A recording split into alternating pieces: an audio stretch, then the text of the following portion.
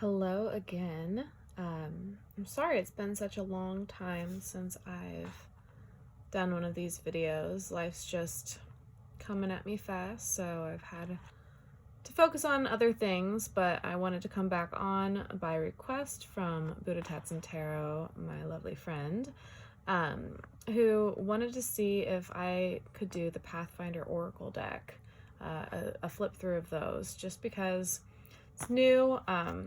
Some of you might have backed it on Kickstarter. I actually bought it after the campaign ended, along with I completed the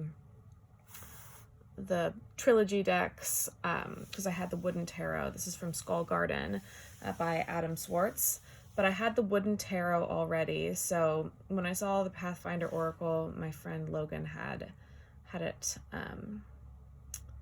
mentioned it, and it's just absolutely beautiful.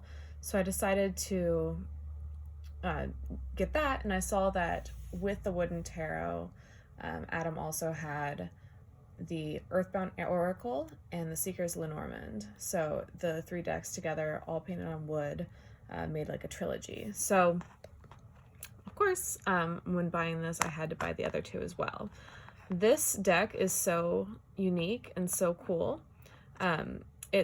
The cards are diamond shaped, so they're meant to be on a point. They have 4 points, and they have 4 meanings per card. So even though it's a 48 card deck, there's 192 different meanings in there, because we have positive, negative, let me double check here, active and passive. So active's going to be positive, negative, active, and passive on each one. And each one will have a meaning for all 4 sides.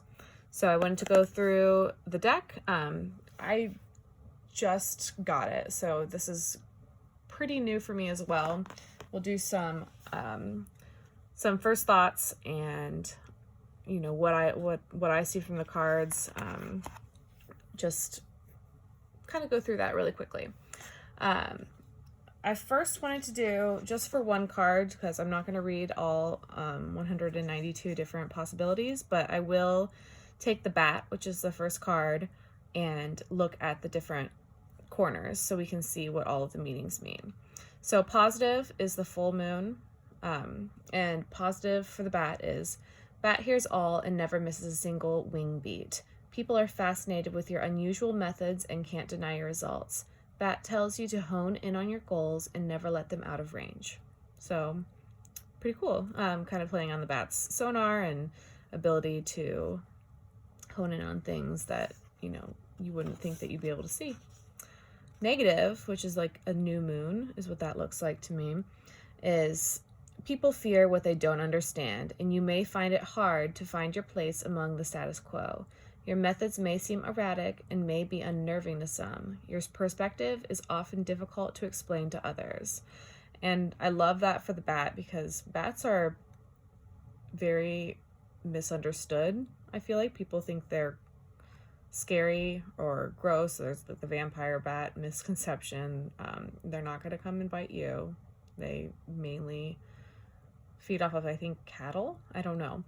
But bats are, I think, very cute. I like bats a lot, and that is a good, good negative way to see that, the negative side of things. Active is going to have the crescent moon with the full circle. The sun is setting and is your time to shine. No one else has your unique perspective, and that allows you to catch what others may miss in the dark of the night. So again, doing things, flying through, using those gifts of like the sonar that the bat has, and kind of cutting through the misconceptions and the mysteries, which I think is pretty cool for the bat. And finally, passive, which is the crescent moon with the open circle. That is going to be, your work is done and it's time to huddle up and rest and reflect before having a good day's sleep, which I think is so cute, the day's sleep with this bat buddy.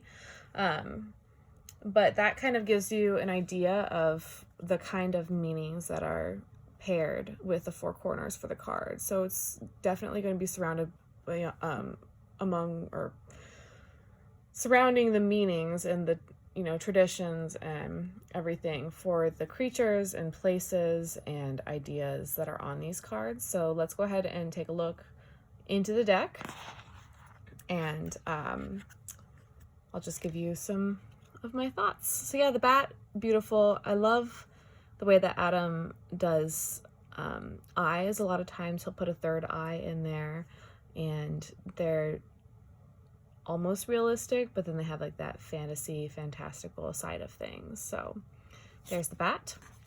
The beetle is absolutely gorgeous. This is the cover art for the deck.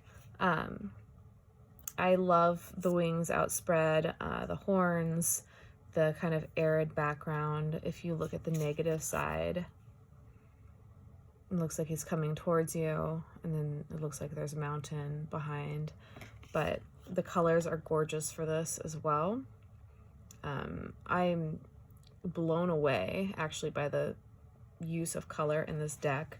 The wooden tarot, for those of you who have it, is very almost, it's not monochromatic, but the wood is very prominent. There's not full backgrounds painted. It's not going to be as bright and as vibrant as this deck, and I love the vibrancy because I'm a color person. I love color. Then we have bison. So you can see the bison, there's that third eye again, two sides of it, kind of a mirror reflective. This is common. A lot of them have look like they could be mirrored on some of the axes and angles, not always the same way, but this isn't true for every card in the deck, as we'll see coming up. But I do love, look at this, like, just, it's absolutely gorgeous, the portrayals of everything. And I really like the simple geometric lines that are consistent throughout every card, just really tying everything together and giving it that really clean and polished finish. Boulder. So this is one that is not symmetrical, but you can see the boulder is kind of blocking the path. I haven't read the entire book yet, so I don't know all of the meanings, but I'm guessing it's going to be something about, blockage and rolling it away, like the active one. I don't know. This is just speculation. I could easily read it, but I won't. You'll have to buy the deck and read it yourself. Next is bridge, and I love that even though this is kind of like a man-made concept, that Adam managed to do a more natural theme. Their decks are very, very nature-centric, so this does not surprise me at all, and it's nice to have that aspect of it to kind of bring you closer to the magic of the earth. Then we have canyon. So the deck has a very like arid feeling to it. Almost, there's a lot of rocks, a lot of like the canyon and the bridge and the boulder all have these kind of rocky feel to them. You see the green grass below, the blue skies, and just kind of the peak between those two rock walls. The cat, look at this cat that's also a mountain. How precious is that? Looking upwards, and then its back fur becomes the mountain. I just love all angles of this. Is gorgeous. You can see the brush strokes, which I love. I believe it's painted. I don't know for certain or for sure, which is what I was trying to say. But I do know that the wooden tarot was painted and that the rest of that series was painted on wood. So I would assume that that's Adam's main medium. But again, I would have to research that a little more. Please correct me in the comments if I am wrong there. Cave. Look at the stalagmites and stalactites. The eerie glow of it. You can see some mushrooms growing on the sides and the walls. It's a very mystical, magical place. Look at the mushrooms everywhere. Yeah, this definitely looks hand painted. hope I'm right. Then we have Cicada. Ugh. The jewel tones in the wings. And again, that mountain behind it. Very, almost like Southwest look, maybe, is what I'm thinking, what I'm trying to say. I don't know sometimes what I want to say or what I am saying even, so I apologize for that. But yes, the Cicada. I can hear it. I can hear this card. And that's wonderful.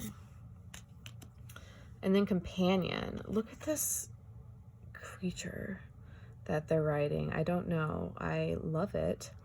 It's like a mix between an ostrich and a deer and a giraffe and a duck. And I love it. But it's... This kind of art is so cool. And you can see the detailing in the, even just the cloak that the figure on this buddy is riding. And the light coming from the wand and from the necklace together. Cosmic Egg. So I need to research the lore behind the Cosmic Egg a little more. I know that it's also in the Wild Unknown Animal Oracle. I can't remember what it's called, but I know there's a Cosmic Egg in there as well, and I've never drawn it, and I didn't read the book fully, so I don't know everything behind it. But I do like that it's a reoccurring concept that I'm seeing throughout these decks, and I again love the brush strokes that I can see here. And then Cosmos. So I love space and the stars and just looking up into the beyond, and this card is something that you can get lost in, just looking into the stars and finding different shapes and seeing different things. I feel like I could stare at this card for quite a long time from all angles too. So beautiful. Yes.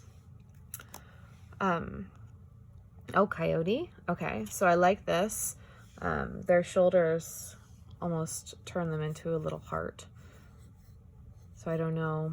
I think, are coyotes pack animals? I don't remember. But I like the kind of duality that you can see between them as well. The, cold and warm colors, the opposite kind of reminds you of night and day as well. Very striking. Cup. Again, instead of showing a man-made cup, there's just the hands.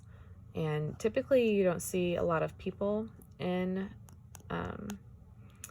Andrew's decks, but we saw the one on the figure that was on that creature for Companion, and now we're seeing hands and cup. But, holding the water through them, letting it flow. You see a couple, looks like crescent moons above the hands. And again, that mountainous southwestern background. Desert. So let's zoom in. Look at that guy. That is so cool. I love it.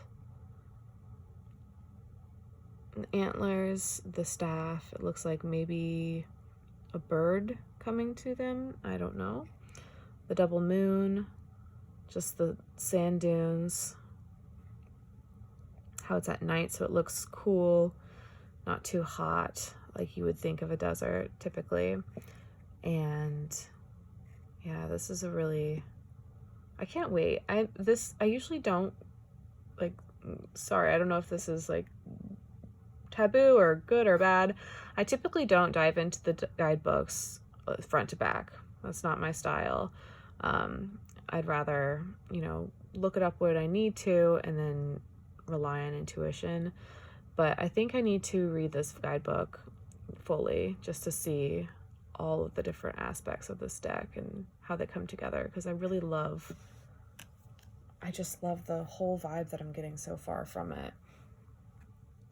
Door. So again, we have the double crescent moon, more sand dunes coming off the desert, and the door is actually just light. So it's like daytime or brightness, not necessarily daytime, but a brightness through this kind of darker, really warm setting, coolness to it. Maybe a door to another perspective or another dimension, another idea. Fire. Ugh.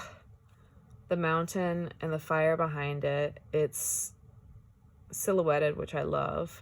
It's simple, but it still has so much depth of color behind it. And if you look at it this way, it's just so well done. Good job. Skullgarden. I have 4, I think that they only have 4 decks, and I have them all, and I am so happy.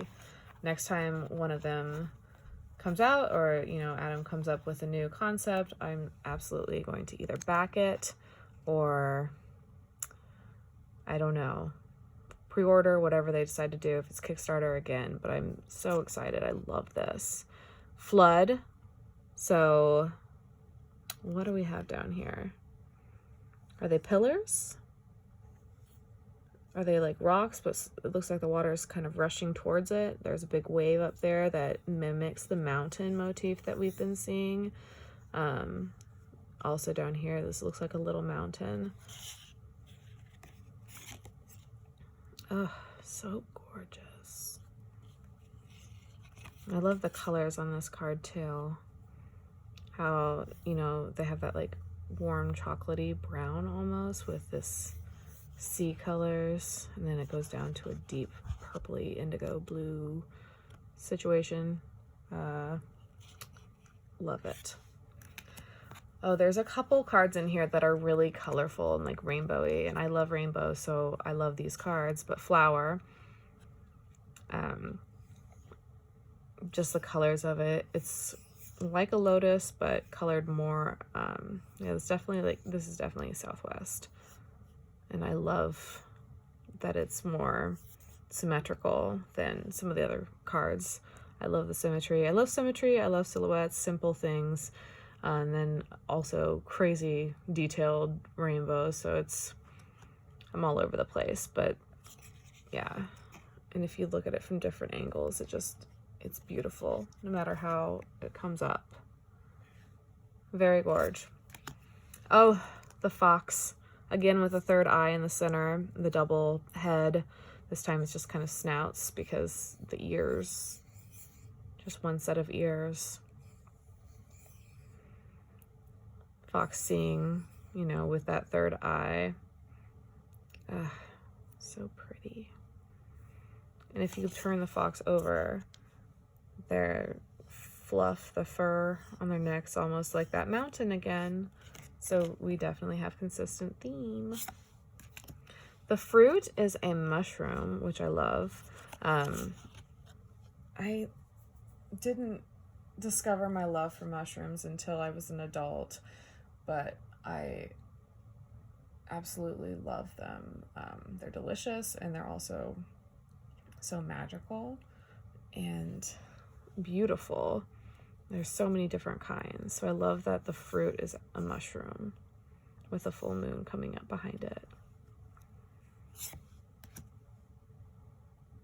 And then goal. So it's just like a beam of light coming down to the mountain. If you zoom in a little bit, it is hard to see if it's coming down or shooting up. It might be shooting up. Maybe it just depends on your perspective. But again, the colors they go together so well in this card. The darker, cooler blues, and then the warm reddish purples, all the way up to that like sunrise feeling. And I love just like, phew, there's my goal. Then we have the hawk, which its wings are crazy and amazing. Almost looks like a hawk face, and then the whole hawk. I love the way that Andrew does this with with his creatures, other creatures, just making them a little more magical than they already are. And we have home. So we have a little tent and possibly a flag. Maybe like a pole with a flag, perhaps, over here. But in the desert and those dunes, we have the sun, probably a sunrise, sunset, I don't know. The colors aren't giving much away, but it is very warm. The home is in like a cooler atmosphere, so you know, finding your warm place, perhaps. Again, excited to read this book to see what the cards were intended to be and see how that goes with what I feel when I look at them. Key. So again, double key, that kind of symmetrical look. The keyhole is within the mountain or the rock formation. It might just be it looks more like a rock formation with the thickness of it. Same kind of colors that we've been seeing. Almost an infinity sign in there, but not quite. And I like how the key would fit into itself here on both sides. So that's an interesting perspective and detail, rather. The moon, we have double crescent moons all over the place in this deck. And, you know, the moon's so prevalent. Maybe it's not a moon, but it's absolutely a moon. Look at these. Very cool. I like when crescent moons are drawn all the way around like this. So it's just like a little dark spot. I think it's just so pretty. And again, we have our little mountain in the back there. Moth. So there's a lot of insects in this deck. We had the cicada, we had the beetle, now we have the moth. Just the one large eye where the third eye would be. You can't really see any other eyes, but the crescent moons are in the wings. Looks very soft and fuzzy. Moths, I like moths. I think they're very cute. As you know, sometimes bugs are cute and sometimes those bugs are moths. He's got a fat little butt too, which I like. And then the mountain, so no matter which way you turn this card, you have a mountain. It's very pretty. Not quite symmetrical, definitely organic in shape, but it has the light coming in from the same direction, no matter which way it's turned. And the kind of the light and darkness showcased in here for either side, and active, passive, negative, positive, all of that good stuff. Then we have this little mouse. Look at it. Look at this guy. This little babe. This is so cute. I also think that mice are very cute. I had a roommate in college that had pet rats that were so sweet. And they have little hands that just are adorable. But this mouse looks very happy. Doesn't look scared. They're always kind of like inquisitive to me, and innocent. This is the other very rainbow card, the prism, that I just love. There's a crystal, kind of blackout. There's space behind it. There's this bright, bright rainbow, little prism inside, and the vibrancy of this is so beautiful.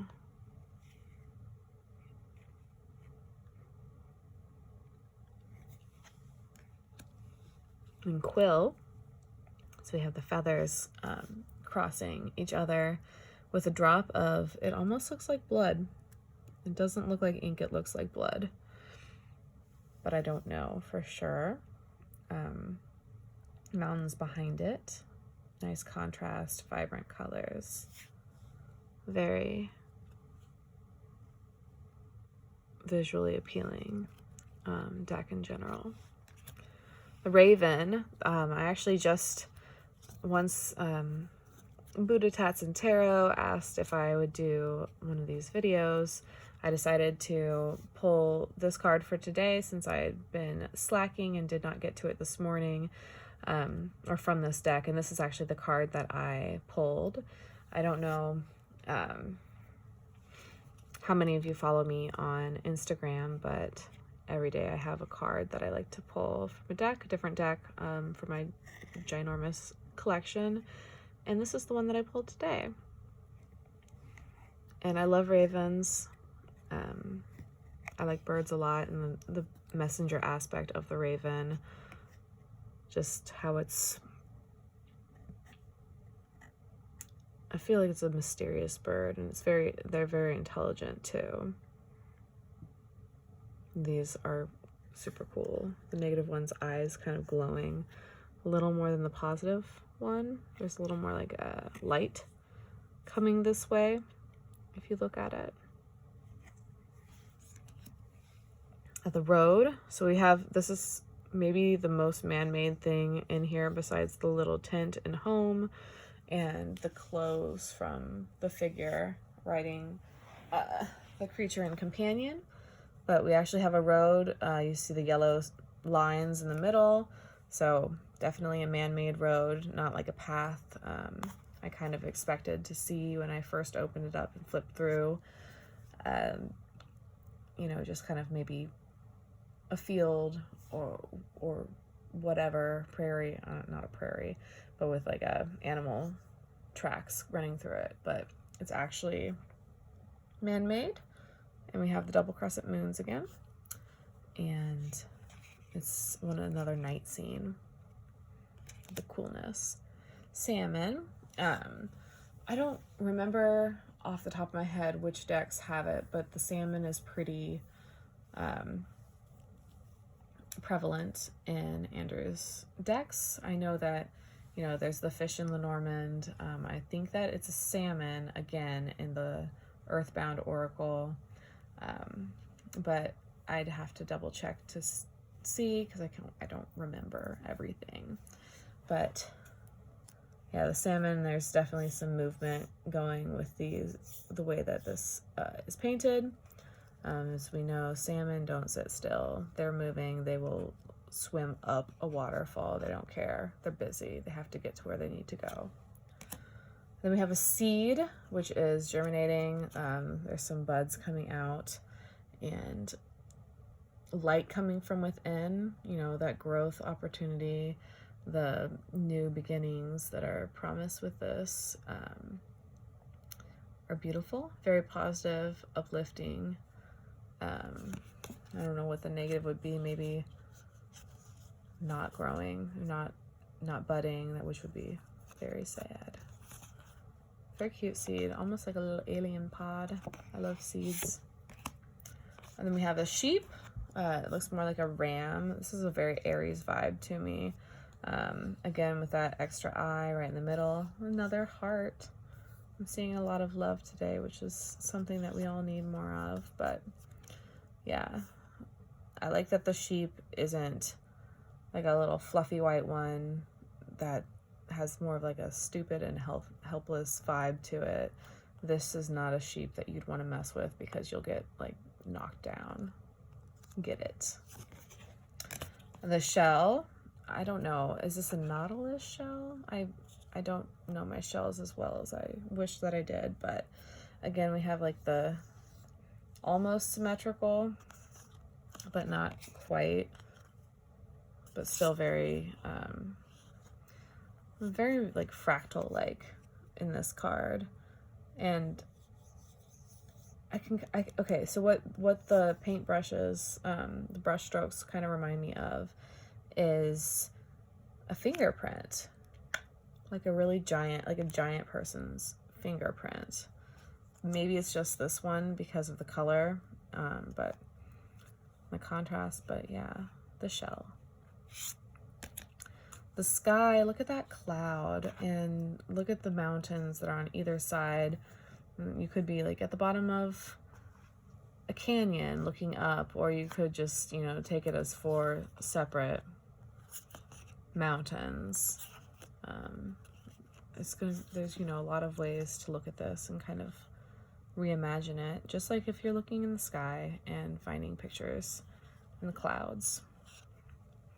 Then we have the snake, swirly snake, and it looks almost like it has holes in it from the way it's painted. I know it's just the coloring on the scales, but I like this little snaky. I like snakes. You probably don't know this unless you know me personally, but I used to have a snake. I had a ball python named Penelope who is living with a friend now, but I had her for 8 or 9 years. She was super cool. I love snakes. They get a bad rap, but they're not bad.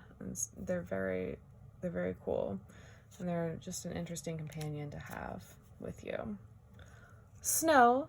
So snow in a arid desert seems quite out of place, but sorry. If I called you Adam anytime in here, I'm so sorry. I mix up Adam and Andrew for some reason. But Andrew did a very good job of bringing the snow to life. Like, it looks like it's flurrying in this card. Yeah, I do like the snow in pictures. I live in Ohio, so there's lots of snow here in the winter, and I don't like it as much when I'm having to deal with it and drive in it and scrape it off my car in the mornings. But we have a storm. Lightning is absolutely fascinating. It's beautiful, it's dangerous, but it's illuminating. I love the look of lightning. I just love storms. I like watching it through the window. I've never been afraid of storms. I've always found them to be comforting. I like the sounds and the way that it smells. The sun, look at this. This is such a powerful card, and there's not a lot of busyness in there. It's literally just the sun, just the color of the sun, that heat radiates off of it, and this card is super powerful. Look at it. Oh yeah. Time. This one might be one of my favorite ones. I like hourglasses a lot, and I love that the mountains are inside, and it looks like sand on either side, but it's like a mountain connecting the positive and the negative corners. You know, action and passive are just kind of, it looks like it fell down on its side. But